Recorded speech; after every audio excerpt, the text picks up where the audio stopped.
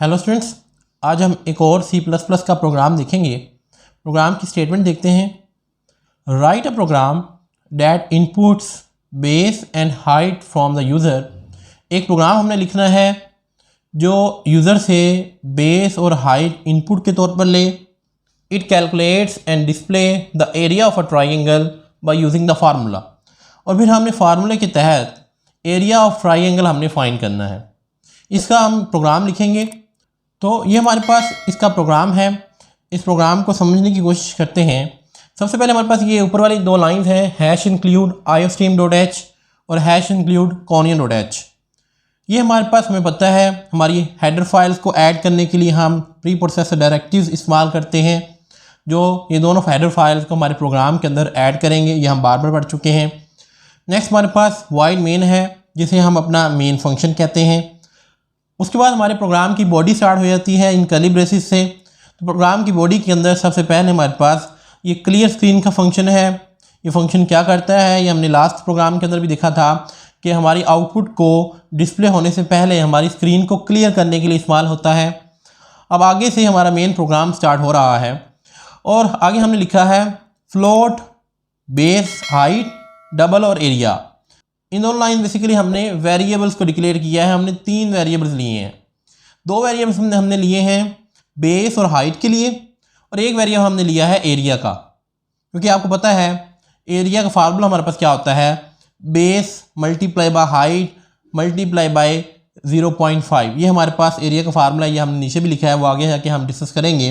तो हमने वैल्यूज़ को स्टोर करवाने के लिए वेरिएबल्स लेने होते हैं। तो हमने यहाँ पर 3 वेरिएबल्स ले लिए हैं, बेस की वैल्यू को स्टोर करवाने के लिए, हाइट की वैल्यू को स्टोर करवाने के लिए और एरिया के आंसर को कैलकुलेट करने के लिए हमने ये 3 वेरिएबल्स ले लिए हैं। पहला स्टेप हमारा वेरिएबल्स डिक्लेयर करने का हो गया। अब हमने यूज़र से इनपुट लेनी है।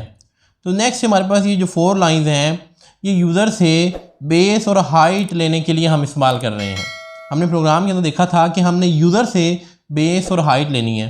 उसके लिए हमने लिखा सी आउट इंटर बेस, कि बेस की वैल्यू एंटर करो, और जो भी वो वैल्यू एंटर करेगा वो हमने सी इन कर देनी है बेस के अंदर। यानी कि जो भी वो यहाँ पर बेस की वैल्यू एंटर करेगा वो इस बेस वेरिएबल के अंदर जाकर स्टोर हो जाएंगी। इस तरीके से नेक्स्ट है इंटर हाइट, कि हाइट की वैल्यू एंटर करो। अब यहाँ पर जो भी वो हाइट की वैल्यू एंटर करेगा वो हम अपने इस हाइट वाले वेरिएबल के अंदर सी इन कर देंगे, यानी कि सेव करवा देंगे। ये तो हमने अपने यूज़र से इनपुट ले ली इन 4 लाइन्स के अंदर। अब हमारे पास जब बेस भी आ जाएगी और हाइट भी आ जाएगी, तो अब हम एरिया कैलकुलेट करेंगे। एरिया का हमें फार्मूला पता है, area is equal to 0.5 multiply by base multiply by height. तो हमारे पास ये जो वैल्यूज़ आई हैं, इनकी मदद से हमने ये फार्मूला बनाया। इस फार्मूले को जब हम एग्जीक्यूट करेंगे तो हमारे पास एरिया का आंसर आ जाएगा। सपोज यूज़र इंटर करता है 5 बेस और हाइट इंटर करता है 10, तो 5 मल्टीप्लाई बाय 10 50 को जब हम 0.5 से मल्टीप्लाई करेंगे तो हमारे पास आंसर आ जाएगा 25। इस प्रोग्राम को आगे हम टर्बो C++ के अंदर एग्जीक्यूट करके भी देखेंगे। फिर जो भी एरिया का आंसर आएगा उसको हमने डिस्प्ले करवाना है। तो डिस्प्ले करवाने के लिए हम आउटपुट फंक्शन इस्तेमाल करते हैं सी आउट का। तो हमने यहाँ पे लिखा सी आउट एरिया, एरिया को क्या कर दो, सी आउट कर दो। और सी आउट का सिंटैक्स हमें पता है कि डबल कोटेशन के अंदर हम अपना स्ट्रिंग लिखते हैं और आगे हम एरिया यानी कि अपना वेरिएबल लिखते हैं।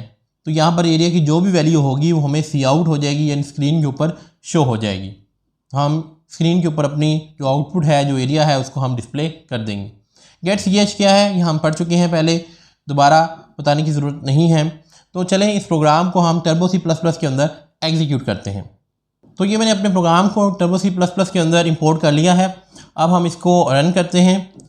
जैसे मैंने इसको रन किया, टॉप के ऊपर अगर आप देखें मुझे नज़र आ रहा है इंटर बेस। मैंने इंटर बेस की 5, एंटर प्रेस किया। अब वो मांग रहा है इंटर हाइट, हाइट में एंटर करता हूँ 10, फिर एंटर प्रेस किया।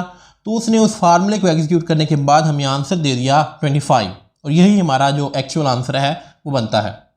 तो देखा आपने कि हमने इस प्रोग्राम को एग्जीक्यूट किया और हमने एरिया ऑफ ट्राइंगल कैलकुलेट कर लिया। आई होप आपको इस प्रोग्राम की समझ आ गई होगी। आज के लिए इतना ही, मिलते हैं नेक्स्ट लेक्चर के अंदर। Thank you very much.